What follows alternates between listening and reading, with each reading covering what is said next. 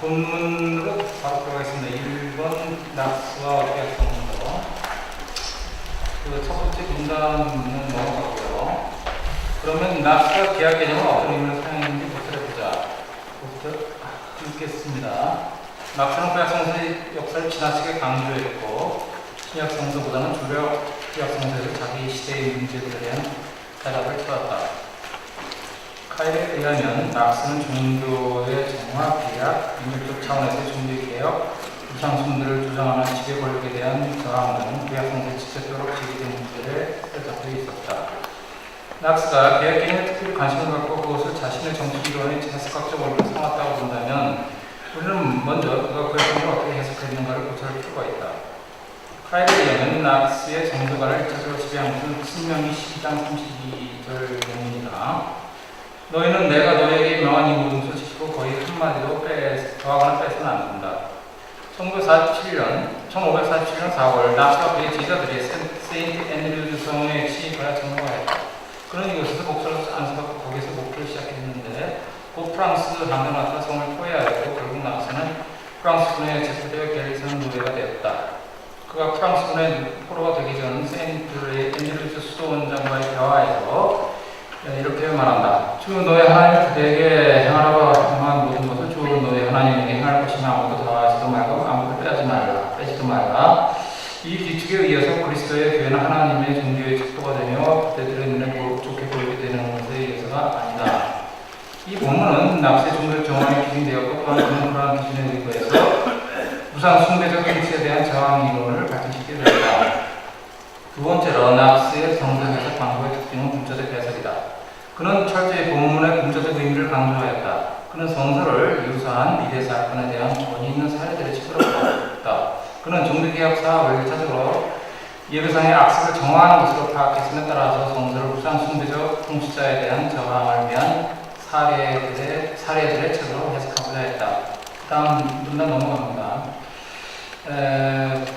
문단 넘어가서 그러므로 낙스의 성서 해석의 세 번째 특징은 소위 예언적 해석학이다. 이것은 앞에서 언급한 문자적 해석과 직결된다. 예언적 해석학은 주로 메리 여왕 시대에 사용되었는데 성서의 예를 현재 상황에 적용하며 역사적 유리관계를 찾는 것이다. 여기서 이 방법이 신학적으로 타당한가 여부는 중요하지 않다. 중요한 것은 낙스가 이 방법을 사용하여 성서의 사건과 인물을 자기 시대에 입전하고 역사가 지연된다고 믿었다는 것이다.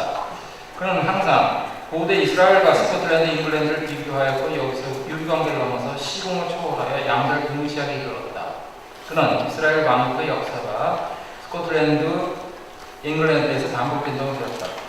그가 이렇게 믿은 이유는 우상숭배를 조장하는 통치자에 저항하고 종교를 개혁하기 위한 자신의 목적에 부합하였기 때문이었다. 2. 개혁 사상의 발전. 이제 낙스가 자신의 성서 해석의 관점에서 개혁 개념을 어떻게 이해하고 이해를 발전시켰는지 보도록 하자. 그리브스에 의하면 낙스가 최초로 개혁 개념을 언급한 것은 1550년도였다. 낙스는 주의 만세를 가리켜서 우리 사이의 상하와 사랑의 유대로 표현했다. 낙스가 정화세를 그리스도인들 간의 친교의 표현을 이해했다면 이 표현은 신과 인간 혹은 인간과 인간 간의 계약과는 무관한 듯하다. 좀 넘어갑니다. 그런데 같은 해에, 그러니까 1554년도로 말하는데 같은 해에 낙스는 런던 뉴캐슬 베레크 신도들에게 보내는 경고 내지 군대 소환을 작성하여 잉글랜드에 있는 믿음의 형제들에게 보냈다.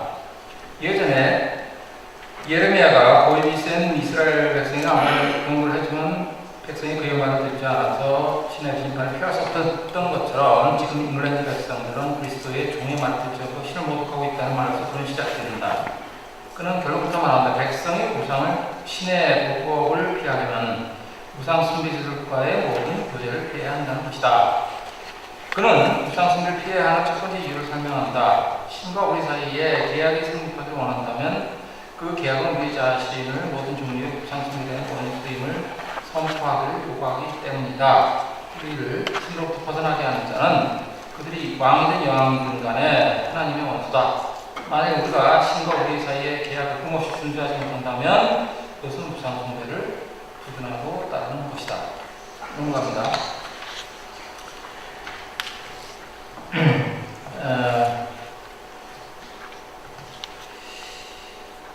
그 다음 문단 넘어가 있습니다. 그러나 이글에서 낙서는 아직 백성의 적극적 저항을 허용하지는 않았다. 대신 잉글랜드의 모든 행정관의 의무는 모든 우상 숭배자를 살해하는 것이라고 말한다. 낙스는 이로써 어떠한 임무를 염두에 두었던가? 당시 낙스가 메아리 여왕을 우상 숭배자로 간주했으나 적극적 저항을 주장하기 전이었으므로 이것은 칼뱅이 주장한 것처럼 백성의 지지를 받는 고위 관리를 염두에 둔 것일까? 문제의 해답은 그리 간단치 않은 듯하다. 주목할 것은 낙스가 처음으로 이글에서 칼뱅을 언급하였다는 것이다. 신의 유일한 도구 존 칼빈. 그러나 이글에 나타난 계약사상은 칼빈의 그것과 유사하지 않다. 낙스는 1554년 6월 말까지 디어피에 치료한 후 3월에 제노바로 갔다. 낙스는 이글을 잉글랜드의 개신교들에게 보낸 직후 제노바에서 칼빈을 만났는데 그 목적은 다음의 문제를 질문하기 위함이었다. 넘어가 있습니다. 낙스는 계속해서 치유를 가서 블링거를 만든 같은 질문을 제기한다. 1954년 3월 26일 블링거는 칼빈이 보낸 서신에서 낙스의 부분과 자신의 입장을 보고한다. 블링거의 답변은 요약하면 다음과 같고 넘어가 있습니다. 같은 해 4월 28일 칼빈이 블링거에 보낸 서신에 의하면 칼빈은 블링거처럼 낙스에게 신중한 자세를 주문하였다. 낙스는 5월에 다시 디어프로 돌아갔고 런던, 뉴캐슬, 메리크의 친구들에게 보내는 경문의 분계 소환을 출판한다. 그러므로 낙스가 칼빈을 만나기 전에 이미 그의 계약 이론은 형성되어 있었다. 같은 해 9월 칼빈의 권유에 의해서 그는 프랑크푸르트 잉글랜드인 교회 목사로 그를 만난다. 1956년은 낙스에게 다사다난한 해였다. 바로 그 전 연도에 스코틀랜드 출판부는 에어에서 공개적으로 설교 활동을 하였다. 같은 해 그는 제노바의 잉글랜드인 교회의 부름을 받고 제노바로 갔고 12월에 그곳 목사로 재선출되었습니다. 그의 세례에 관한 질문들에 답변은 시계 집필된 것이고 여기에서 이제 그 세례라고 하는 것을 우리 아버지 하나님과의 계약서에 표현된 자비의 계약 이런 것을 같은 이제 거듭 언급하고 있습니다. 자비의 계약이라는 것을. 여기서 우리는 어떠한 사상의 변화를 감지하는데 런던, 뉴캐슬, 메리크의 친구들을 보내는 정권의 분계 소환에서 그는 우상 숭배자들과의 절결선을 역설하면서 이것을 계약의 조건으로 내세웠다. 그는 계약에서 신이 자기 백성의 신이 되고 인간이 신의 백성이 되는 것이니 신의 백성이 되는 것은 신의 계명과 법을 준수하는 것을 역설하였다. 계약은 쌍방간의 약속 이행에 의해서 되는 것을 배웠다. 신은 참되고 신실한 분임으로 계약을 위반할 수 없다. 낙스는 신의 말씀에 순종하지 않고 신의 계명을 어긴 백성은 신의 심판을 받는다고 경고했다. 반면 이제 상호 합의에 의한 계약 개념은 후퇴한다. 그 대신 신의 기뻐하는 목적에 따라 자비의 계약을 강조한다. 넘어갑니다. 1956년 낙스가 집회에 참여한 제노바의 잉글랜드인 공동체 사용한 기도 및 성례된 양식. 여기에서 보면 그 인간의 순종을 행위는 신과의 계약의 조건이라기보다는 신의 불변하고 영원한 은혜에 대한 인간의 응답이다. 한 문단 넘어가세요. 그러나 상황이 급변하면서 낙스의 어디없이 달라졌다. 스코틀랜드 왕 제임스 5세가 사망했을 때 유일한 후계자인 메리 스튜어트는 출산하기 6일 밖에 되지 않았다. 1954년 메리 여왕의 모친이 마리 비즈가 스코틀랜드 섭정으로 지명되었다. 섭정은 개신교 탄압 정책을 실시하였으니 1958년 에드버러 교회 법정은 벌칙 재판을 통해 낙스의 사직이 박탈되고 그를 출교선언하고 세속 법정이 구성하였고 세형을 언도했고 십자가에서 그의 인형을 불태운다. 제노바에서 이 소식을 접한 낙스는 스코틀랜드의 귀족과 평민들에게 보내는 고소문을 썼다. 그는 이 글에서 다윗 솔로몬과 같은 왕은 신을 두려워하고 신의 계명을 지켰을 뿐만 아니라 참된 종교가 온전히 보존되도록 부살폈으며 여로보암을 통해서 이스라엘 우상 숭배로 오염된 후에도 일부 왕들은 신의 뜻을 받들어 종교개혁의 권력을 사용했다고 주장한다. 그는 요시야 왕의 종교개혁을 예로 든다. 인용을 생략합니다. 요시야의 계약은 야훼 하나님과 왕 사이에 맺은 계약인데 동시에 신과 백성 사이에 맺은 계약이다. 이 계약에 따르자면 요시아 왕의 의무는 우상숭배를 척결함으로써 이스라엘 종교를 정과하는 것이고 이스라엘 백성의 의무는 신의 법을 준행하여 사는 것이다. 그러나 구약 성서의 역사는 과거 역사로 끝나는 것이 아니라 낙스는 이스라엘 백성이 신의 계약에 속박되어 있었던 것처럼 현재 그리스도인들도 신과의 계약에 묶여 있다고 주장한다. 넘어갑니다. 다음 문제로.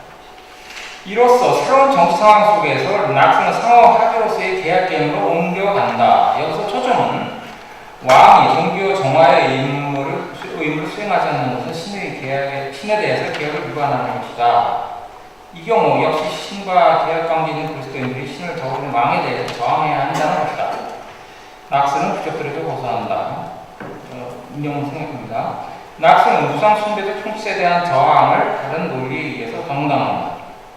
낙스는 아사 왕이 백성과 맺은 계약을 지적한다. 인용을 생략합니다. 통치자와 백성 간의 계약, 사회 계약에 근거하여 통치자가 신의 법을 어기고 우상 숭배를 허용 내지 방임하였을 경우 백성의 저항은 정당성을 얻을 수 있다. 그는 이 이론을 두 번째 나팔소리에서 공개하기로 계획한다. 비록 이 글은 결국 발표되지 않았지만 그는 독자들에게 보내는 서신에서 다음과 같이 자신의 계획을 밝힌다. 서약이나 약속은 신을 배반하고 그의 진리를 배반하고 독재자에게 순종하고 보호하도록 백성을 속박할 수 없다. 만일 백성이 어떤 사악한 인물을 취재하거나 부지하여 선출한 후에 그러한 통치자가 신의 백성에 대한 통치에 합당하지 않도록 동원한다면 그 인물을 폐하고 처벌하는 것이 가장 정의롭다. 이상에서 관찰한 바로는 낙스가 소비의 소극적인 저항, 즉 백성은 우상 숭배를 피하는 것으로 족하다 해서 1958년 비종 내지 백성에 의한 적극적 저항 이론으로의 발전은 상황 변화에 따른 산물이라 할 것이다. 그리고 그의 계약사상 및 저항 이론을 정리하면서 사상적 뒷받침하는 것이 구약성서의 역사였다. 낙스의 글을 통해서 드러난 계약의 의미는 다음과 같다. 계약은 계약자 간의 상호 합의를 의미한다. 신과 인간 사이의 계약의 경우 양측은 계약의 효력을 유지하기 위해서 일정한 의무를 이행해야 한다. 인간 편의 의무는 도덕적 책임을 지는 것이다. 신과의 계약은 역사를 통하여 영속적이고 불변한다. 신은 인간의 타락에도 불구하고 그리스도를 통하여 죄인을 자기 자녀로 삼는다. 신의 자녀가 된 인간은 신의 은총에 화답하여 주의 뜻대로 산다. 그렇다면 차락한 인간은 율법 아래서는 심판을 피할 수 없다. 그럼에도 불구하고 신이 아브라함에게 한 약속, 곧 그의 하나님이 되고 그의 자녀들은 신의 백성이 된다는 계약 내용이 불변한다면 율법과 복음의 관계는 어떠한가? 낙스는 율법과 복음을 대립관계로 보지 않는다. 율법은 복음에 의해서 극복되거나 내지는 폐지되는 것이 아니라 오히려 복음을 통해서 온전해지는 것을 파악한다. 그러나 면에서 그의 계약사상은 상황에 따라서 내용을 달리하였다. 때로는 구약성서의 계약사상에 준하여 신과 백성 사이의 상호 합의로서의 계약을 말하기도 하지만 때로는 신화의 일방적이고 불변한 은행의 계약을 말하기도 한다. 정치적 상황이 악화될수록 그는 상호 합의적 계약과 계약상의 의무를 역설한다. 그렇다면 낙스는 사상에서 일관성이 없거나 혹은 계약사상을 혼동하는 것일까? 여기서 계약 이론을 역사적으로 개헌할 필요가 있다. 3번 낙스 이전의 계약 이론.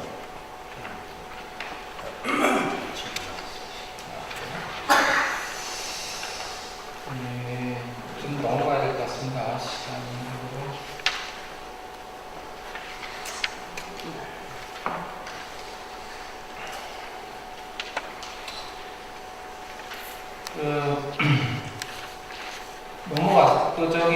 넘어가서 팀데일과 다른 잉글랜드의 초기개혁자들 부분을 좀 보겠습니다.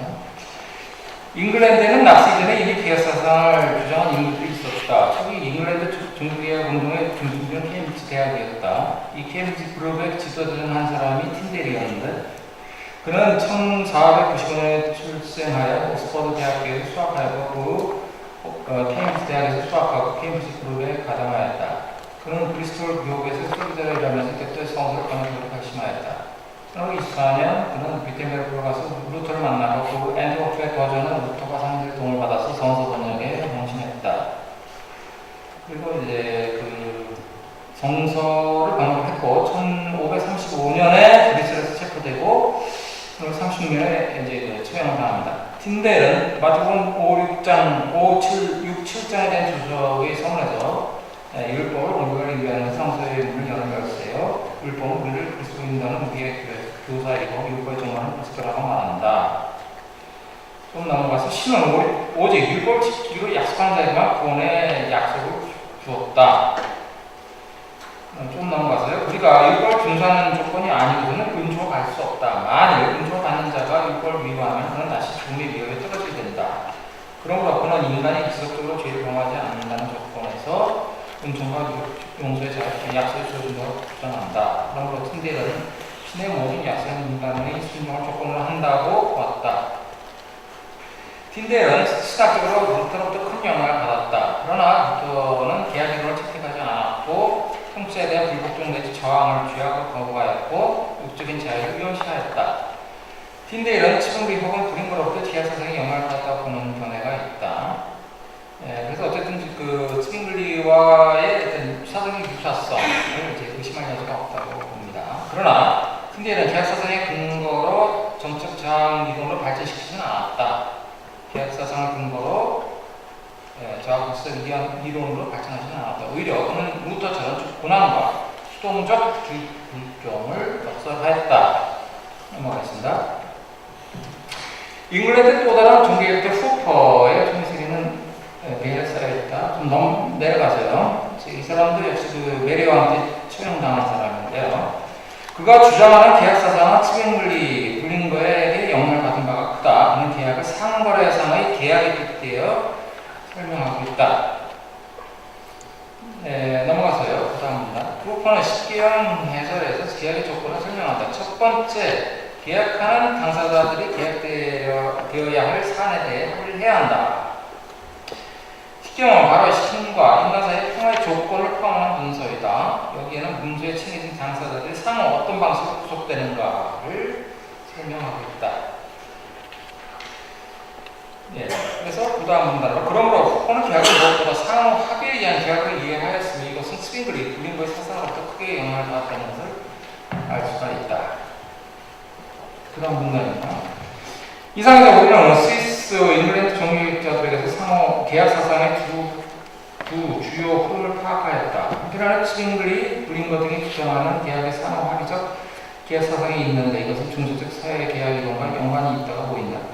다른 한편으로는 계획하게 대변하는 신이 일방적으로 선택된 백성과 맺은 파괴될 수 없는 은혜의 계약 사상이 있다. 그런데 잉글랜드의 종교개혁자들은 대체로 싱글리 블링거의 도전에 따라서 계약의 상호 합의적 성격에 비중을 두었다. 결론. 1554년까지 납세 계약 사상은 잉글랜드 종교개혁자 T.D. 후퍼 이론과 유사한 점이 많았다. 반면 T.D. 후퍼에게는 저항 이론을 발견할 수 없다. 오히려 T.D.는 통치에 대한 자세를 주장했기 때문이다. 통치에 대한 저항 대신 낙선 T.D.가 달았다. 그는 자신의 주장을 위해서 중세적 이론을 원용한 것인가? 앞에서 중세적 정치 이론을 언급하였다. 콘스탄티누스 공의에서 공포된 교서 트레켄스에서 교환권에 대한 공의로 대변되는 교회 공동체 전체의 궁극적인 의군이 표현된 바 있다. 스코틀랜드 마조르는 공의주의에 꼽노자였다. 그는 대영제국의 역사에서 공의주의자들의 입장상에서 퇴근한다. 왕이 자기 왕국의 권리를 누리게 줄 권한이 있는가?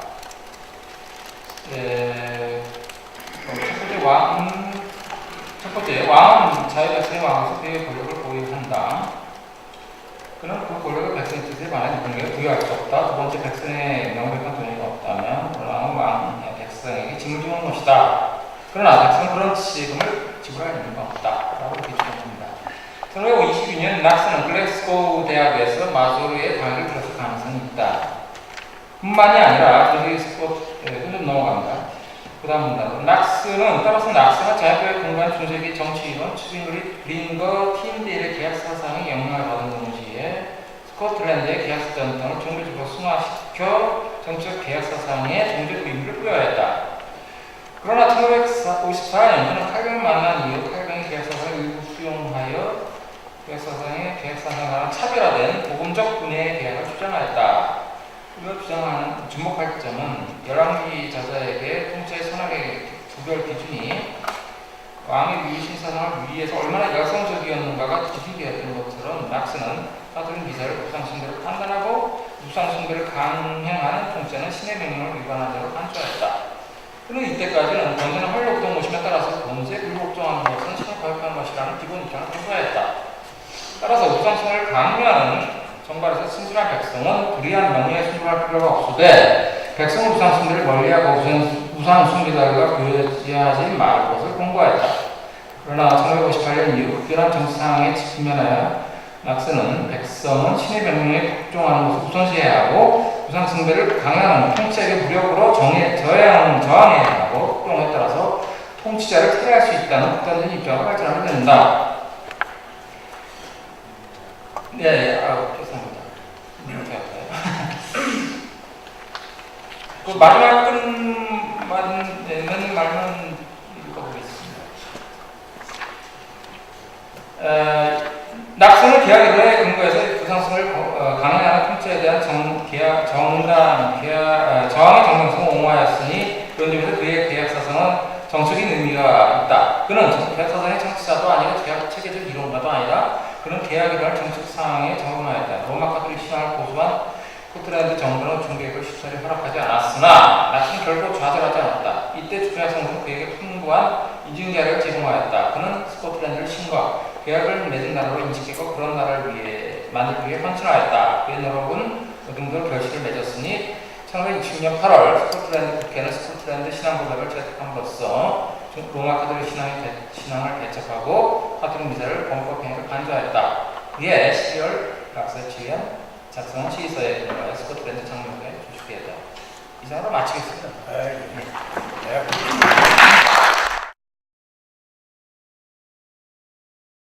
황정욱 교수님의 글을 흥미롭게 읽었습니다. 칼빈 탄생 500주년을 기념하는 대대적인 기념 행사와 학술대회가 불과 얼마 전에 있었고 저는 종교개혁 500주년을 앞두고 의미 있는 학술 세미나를 진행하고 있는 것은 참으로 고무적인 일이 아닐 수 없습니다. 특별히 칼빈 못지않게 장로교 기원과 발전에서 중요한 틀을 구축한 존 낙스와 관련해서 그의 계약 사상과 저항 사상을 살펴보는 것은 한국 교회의 역사적 뿌리와 정체성을 다시 한번 회고하고 계시도 혼란을 의미에서도 매우 중요한 의미를 지닌다고 할 수 있습니다. 이런 역사적 시점에서 평소 왕성한 학문적 활동을 통해 한국 신학계에 귀한 공헌을 하고 계신 황정욱 교수님의 글을 읽고 논평할 수 있는 기회를 갖게 되어 참으로 영광으로 생각합니다. 본 논평자는 순서상 황정욱 교수님의 글의 논지를 먼저 살펴보고 그의 긍정적인 점과 공헌을 제시하는 논평자의 의견을 개진하는 것으로 진행하려고 이야기합니다. 황정욱 교수님의 글의 논지, 황정욱 교수님의 글을 크게 세 부분으로 나눌 수 있습니다. 첫째, 낙스와 구약성경, 그리고 둘째, 낙스의 계약사상의 발전, 셋째, 낙스 이전의 계약사상이 바로 이제 그것입니다. 낙스의 구약 이해와 낙스의 계약사상 발전, 이 부분은 생략을 하도록 하고요. 넘어가서 낙스 이전의 계약 이론 부분 전에 밑줄을 긋는 부분이 있습니다. 그 부분은 아무래도 황 교수님이 강조하고 있는 부분이기 때문에 읽어보는 게 좋을 것 같습니다. 황 교수는 낙스의 계약 사상이 구약 성경에 근거하여 상호 합의로서의 계약을 말하기도 때로는 신의 일방적이고 불변적인 은혜의 계약을 말하기도 하는데 정치적 상황이 악화될수록 합의적 계약과 계약상 의무를 역사한다고 하는 것입니다. 아마도 주장하고자 하는 핵심 내용 중에 하나가 아닌가 싶습니다. 낙스 이전에 계약 이론에 대해서는 황 교수님이 제시했기 때문에 그대로 넘어가도록 하겠습니다.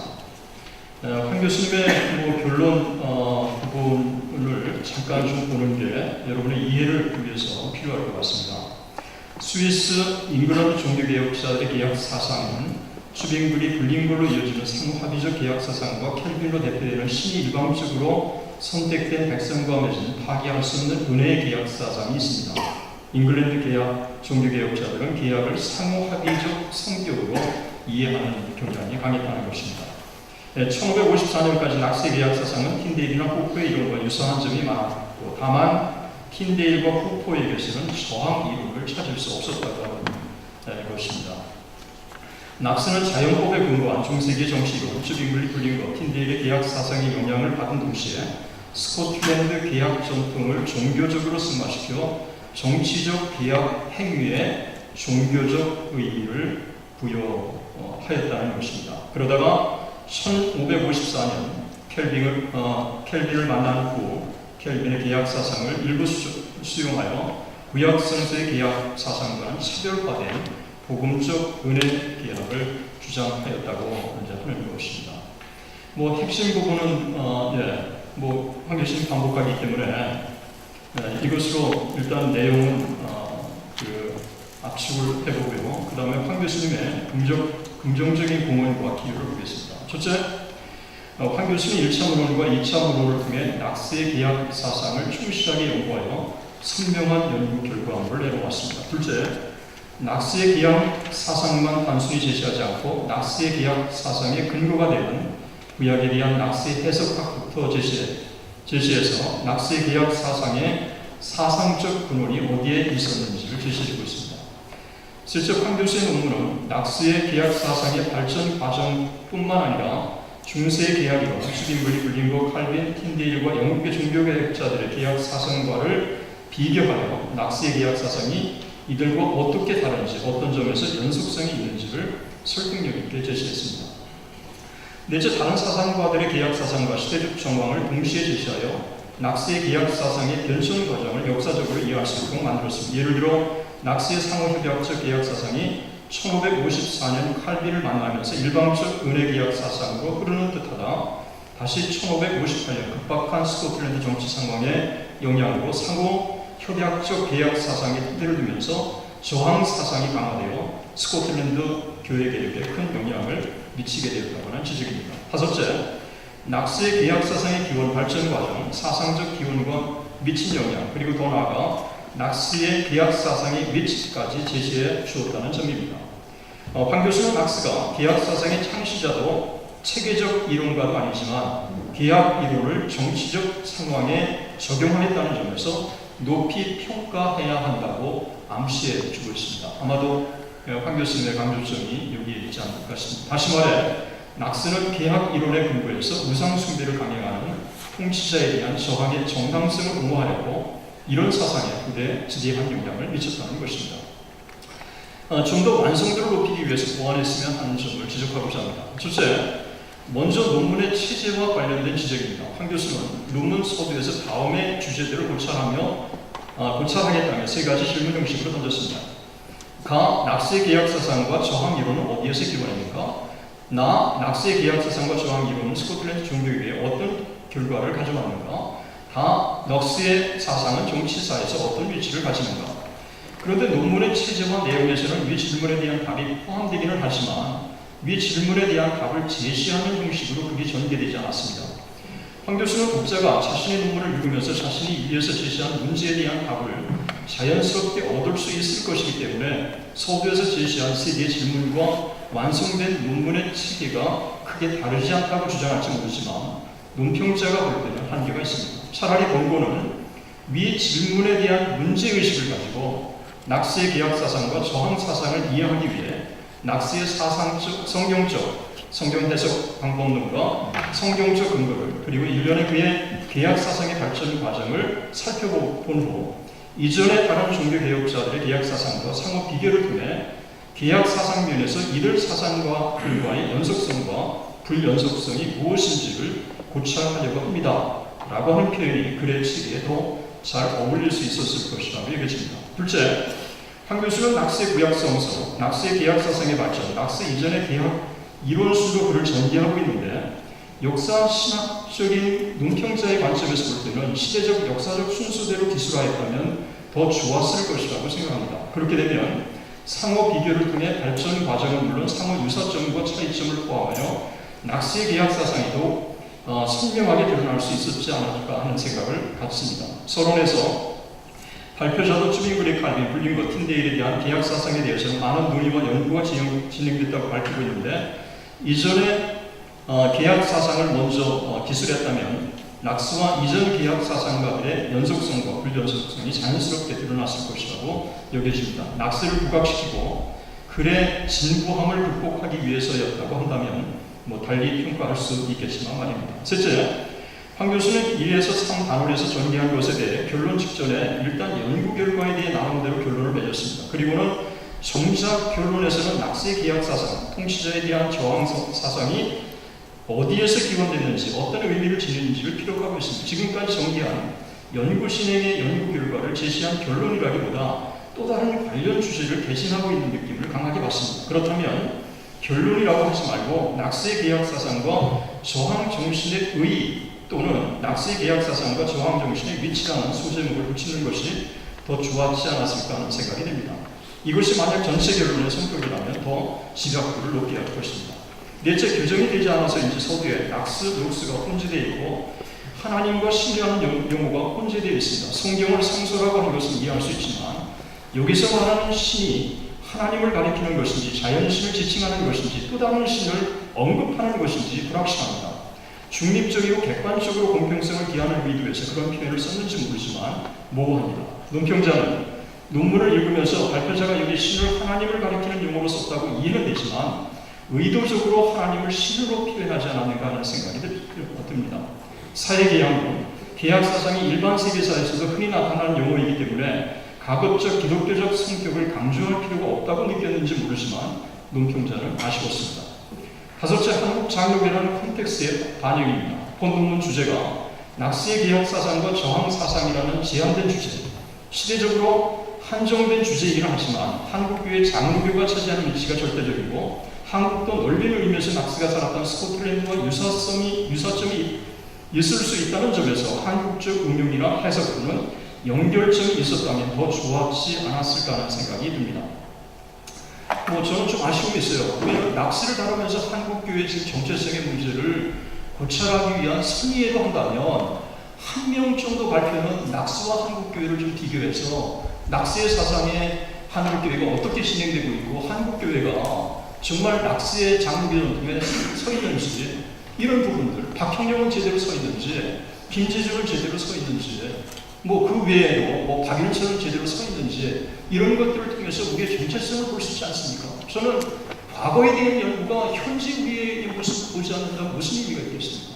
그런 면에서 다음에 존 낙스를 다룰 때 존 낙스와 한국교회 이해 혹은 한국교회의 사적인 관점에서 볼 때 존 낙스 이런 것을 조합했다면 현대적인 적용이 있지 않을까 하는 아쉬움이 있습니다. 맺는 말, 본논평이 한 교수의 글을 제대로 소화하지 못하고 내놓는 서투른 또는 설익은 논평이 될까 두렵습니다. 다만 한 가지 분명한 것은 여기서 제시한 보완점이 황 교수의 논문의 가치를 조금도 약화시키지 않는다는 사실입니다. 그만큼 황 교수의 논문은 무게 있고 훌륭한 논문입니다. 황 교수의 논문을 읽고 많은 것을 배우고 교회사가로서 역사적 지평을 넓힐 수 있었습니다. 황 교수의 낙스의 계약사상과 저항사상에 대한 소중하고 값진 논문은 한국 신학계에 낙스에 대한 이해 지평을 더 넓게 깊게 해줄 것이라고 확신합니다. 얼마 전 장군기념사업대에서 하는 목요 강좌에 한신대 신대원에 가서 학문적 교류를 하며 의미 있는 시간을 가졌는데 이번 장로교 신학계에서 한신대 황 교수의 글을 통해 많은 것을 배울 수 있게 되어 참으로 좋았습니다. 다시 한번 귀한 논문을 읽고 논찬에 참여할 수 있는 기회를 주신 장로교 신학회와 황 교수에게 깊은 감사를 드리며 부족한 논찬을 대신합니다.